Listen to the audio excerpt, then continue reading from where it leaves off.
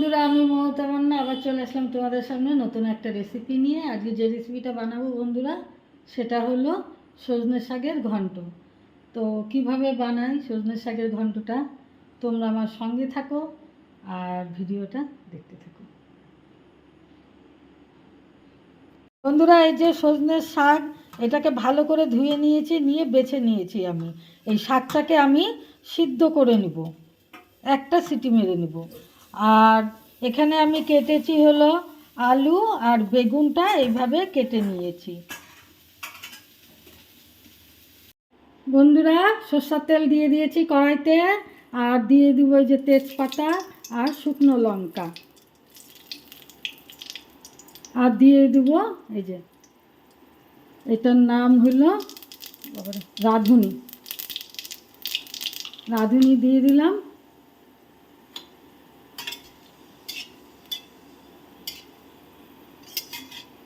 ফোড়নে রাঁধুনি দিয়ে দিলাম, তেজপাতা আর শুকনো লঙ্কা। এবার দিয়ে দিব এই যে কেটে রাখা আলু আর হলো এটা বেগুন।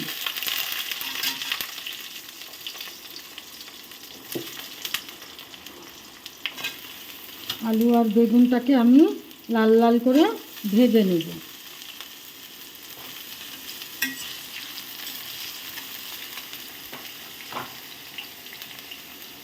এর মধ্যে দিয়ে দেবো আমি পরিমাণ মতো হলুদ, আর দিয়ে দেবো হলো লবণ। এটাও ভাজা হবে, তার সাথে সাথে শুকনো লঙ্কাটাও ভাজা হয়ে যাবে। তো এখন এটা আমি নেড়ে চেড়ে ভালো করে ভেজে নিই। বন্ধুরা, আলু আর হলো বেগুন সুন্দর ভাজা হয়ে গেছে, শুকনো লঙ্কাটাও তার সাথে সাথে সুন্দর ভাজা হয়ে গেছে। তো এখন আমি এর মধ্যে দিয়ে দেবো বড়ি। বড়িগুলোও আমি একই সাথে ভেজে নেব, বেশ লাল লাল করে ভেজে নেব। বন্ধুরা, বড়িটা সুন্দর ভাজা হয়ে গেছে। তো এর মধ্যে আমি এখন একটু দিয়ে দেবো হলো আদা। বেটে রাখা আদাটা আমি এর মধ্যে দিয়ে দিলাম।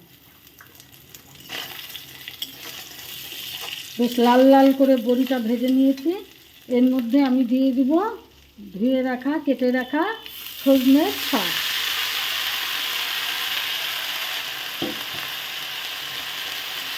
আদাটাও এর সাথে ভাজা ভাজা হবে, শাকটাও ভাজা ভাজা হবে। তারপরে আমি কী করি আপনারা আমার সঙ্গে থাকুন আর দেখতে থাকুন। বন্ধুরা, এবার আমি যেটা করব সেটা হলো এই যে নাড়াচাড়া করলাম, শাকটা বেশ মজে গেছে, নরম হয়ে গেছে, বেশ ভাজা ভাজাও হয়ে গেছে। তো এবার আমি এটার মধ্যে দিয়ে দিব ধনিয়া পাউডার, আর দিয়ে দিব হলো জিরে পাউডার। দিয়ে এটাকে একটু ভালো করে নেড়ে নেব।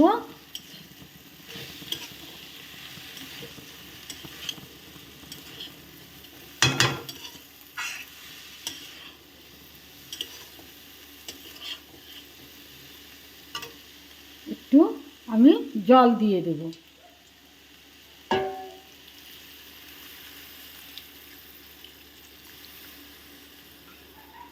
জলটা দিয়ে আমি ঢেকে দেব।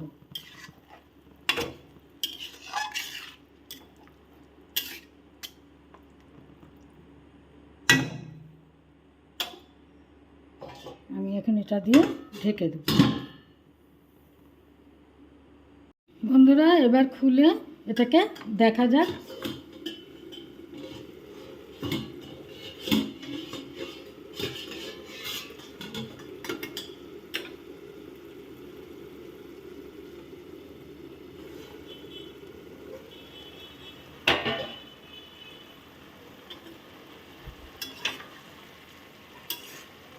খুলে তরকারিটাকে দেখা গেল যে একটু সামান্য পরিমাণ জল জল ভাব আছে, বেশ ভালো সিদ্ধ হয়ে গেছে শাকটা। তো এর মধ্যে আমি একটু দিয়ে দেব আটা। আপনারা চালের গুঁড়োও দিয়ে দিতে পারেন, তা আমি সামান্য পরিমাণে একটু আটা দিয়ে দিলাম। এবার এটাকে ভালো মতো নেড়ে নেব।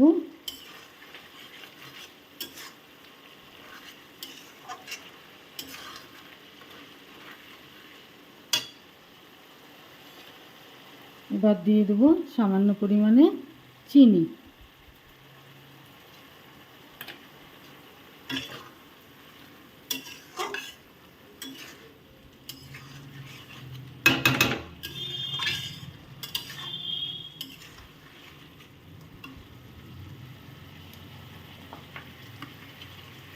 এবার দিয়ে দেবো আমি ভাজা মশলা।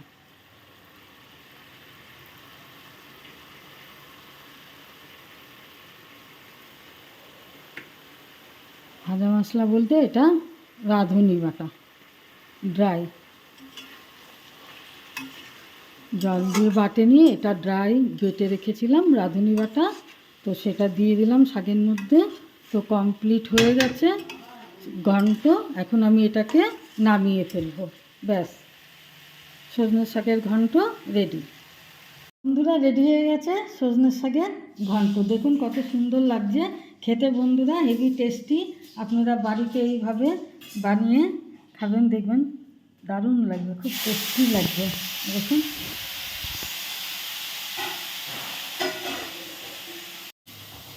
বন্ধুরা, রেডি হয়ে গেছে সজনের শাকের ঘন্ট। বন্ধুরা, আমার এই রেসিপিটা যদি আপনাদের ভালো লেগে থাকে তাহলে প্লিজ লাইক, শেয়ার, কমেন্ট করবেন আর সাবস্ক্রাইব করে আমার চ্যানেলটা পাশে থাকবেন। রেসিপিটার নাম হলো সজনের শাকের ঘন্ট।